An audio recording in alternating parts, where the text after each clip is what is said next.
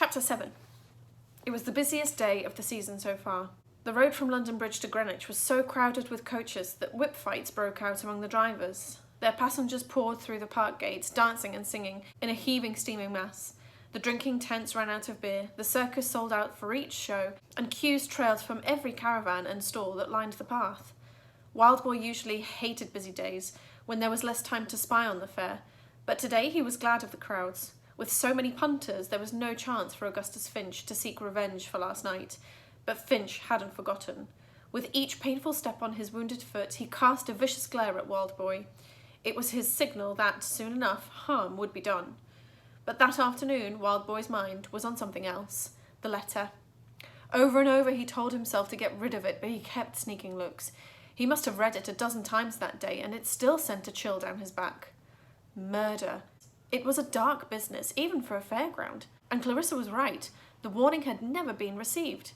She was right about something else too. Wildboy could tell who the letter was meant for. In fact, he thought he already knew. He kept thinking about what Clarissa had said, how it would be his fault if the person was killed. Deep down he knew she was right. If he could do something to stop it, then he had to try. But that wasn't the only reason that he'd decided to deliver the letter. It was a mystery, and he was curious to find out more. That evening, the wind had settled and a cool mist drifted across the fairground. Wildboy's pulse raced as he sneaked behind the caravans and around the side of the circus tent, dodging signs warning "circus crew only" and "no freaks past here." It was dangerous just being here.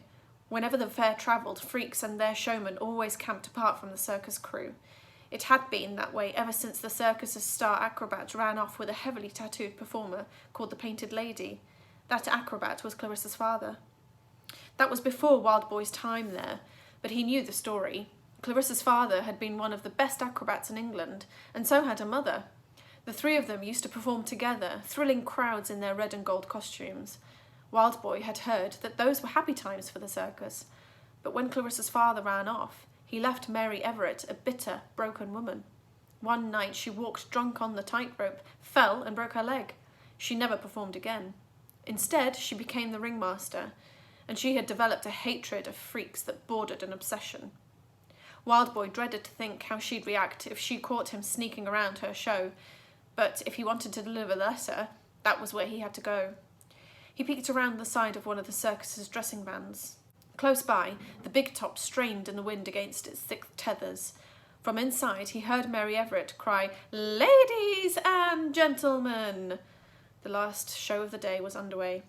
He breathed in, steeling himself, and then he dashed for the side of the big top. He heard someone cry out, and he threw himself to the ground, sliding through the mud and under the canvas wall. The crowd roared, and, for a dreadful moment, Wildboy feared he'd burst right into the ring. He rolled over, wiping muddy hair from his eyes.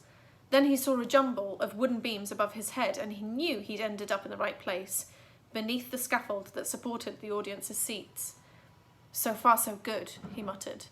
He reached up and began to climb the beams.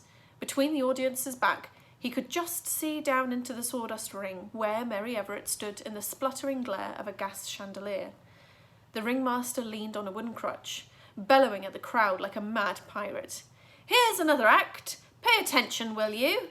Before her husband ran off, Mary Everett had apparently been a beautiful woman. Wildboy couldn't imagine it now. She had the same fiery red hair as Clarissa, except it was greasy and straggly, hanging like wet straw beneath the brim of her battered top hat. Whether she also had Clarissa's pale skin or freckles was impossible to say, for her face was covered with a thick layer of white makeup that fairground rumours said she hadn't rubbed off since the day her husband disappeared. Wildboy perched on a beam, waiting for one particular act. He'd never actually seen the circus show before and couldn't believe how bad it was. Each time Mary Everett banged her crutch against a gong, another act stumbled into the ring. Drunken clowns broke into fights, trick riders messed up their tricks, and knife throwers missed their marks with rusty blades. The audience booed. Someone even burst into tears. The crowd settled down as, high above, Clarissa strode along a tightrope. Sequins glimmered on her costume as she jumped into a somersault and landed again on the wire with barely a wobble. For a moment, Wildboy forgot all about the letter as he watched in amazement. Clarissa wasn't just good, she was astounding. All of the anger had vanished from her face, and her eyes sparkled with delight. Wildboy wondered if this was her escape.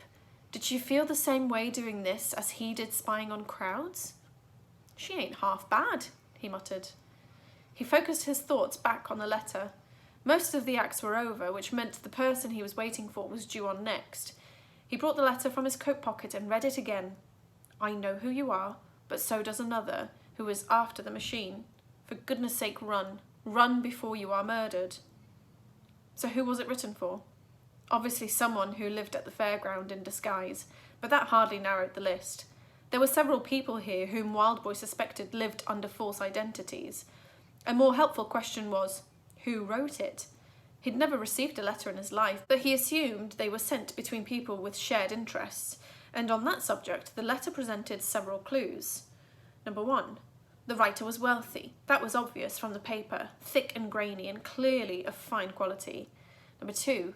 The writer was a heavy drinker. A red spot on the page smelled like wine, while variations in the shade of the ink showed he'd refreshed his quill 3 times, unnecessary for such a short note, unless he'd paused to drink his wine. Number 3. The letter had been written near an open window. The ink had dried in one direction, suggesting a slight but constant breeze. Number 4. The writer may have conducted scientific experiments. This much Wildboy guessed from a tiny burn mark in the corner, which was too small and precise to have been made by a flame. It could have been a coal spark, but why light a fire near an open window? He wouldn't have considered experiments as the cause, had it not been for an intriguing coincidence. A flash of light dazzled Wildboy. Down in the ring, a new act had begun. A man with a shabby leather bag stood beside a table that was cluttered with scientific objects. Pairs of zinc and copper plates half submerged in glasses of golden fluid, silver wires strung between copper coils, glass cylinders mounted on wooden frames. He was a crooked old man with a monk's ring of grey hair and round-shaded spectacles perched on a wine-red nose. Professor Henry Wollstonecraft. This was the man, Wildboy was certain, for whom the letter was meant. It had been written to someone in disguise, and he suspected that was true of the professor. He could tell the man had been wealthy once. His suit, now worn and crumpled, had been tailored for him, and he wore an expensive-looking ring, gold with a raised letter G on its surface. Wildboy wondered if that was an initial of the old scientist's real name. He watched as the professor performed tricks with a mysterious new phenomenon called electricity. Sparks crackled along the wires and shot into the air like white-hot fireworks, reflecting off his dark spectacle lenses. The tricks were incredible, but the professor's act entirely lacked showmanship. When the old man finally looked up, he seemed almost surprised to see an audience and utterly confused as to what he might say to them. By then, they'd had enough anyway, and another chorus of boos filled the big top. Still, without a word, the professor packed up his bag and shuffled away through a fading haze of smoke. Wildboy set off again through the scaffold. If he could climb close, he could drop the letter in the professor's path as he left the ring. But just as he got near, his coat snagged on one of the beams. He turned to tear it free, but he was already too late.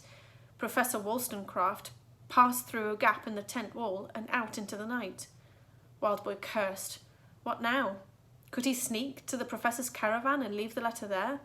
It was risky. If he was caught, the circus crew would think he was stealing. But this was not the sort of letter that could go undelivered. He ripped his coat from the beam, leaped from the scaffold, and rushed through the exit. It didn't take long to find the professor's van.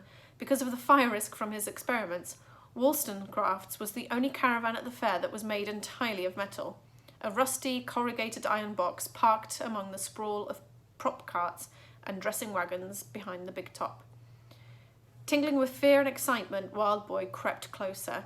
He heard someone trudging along the path from the big top and quickly hid again behind one of the carts. Peeking around the side, he was surprised to see that it was Mary Everett. Why had the ringmaster left her own show? She looked even angrier than usual. Leaning heavily on her crutch, she swore and banged a fist against one of the vans. Every instinct told Wildboy to run, but again he felt the page in his coat pocket. Someone was out to murder the professor. He couldn't just let it happen. All he needed to do was to get into that van and drop this letter. Just a few seconds, that was all. How much trouble could that cause? As soon as the ringmaster was gone, he darted across the path, up the caravan steps, and he was inside. That's it for today. Come back again next time to find out what happens in chapter 8 and chapter 9. Have a good weekend. Bye.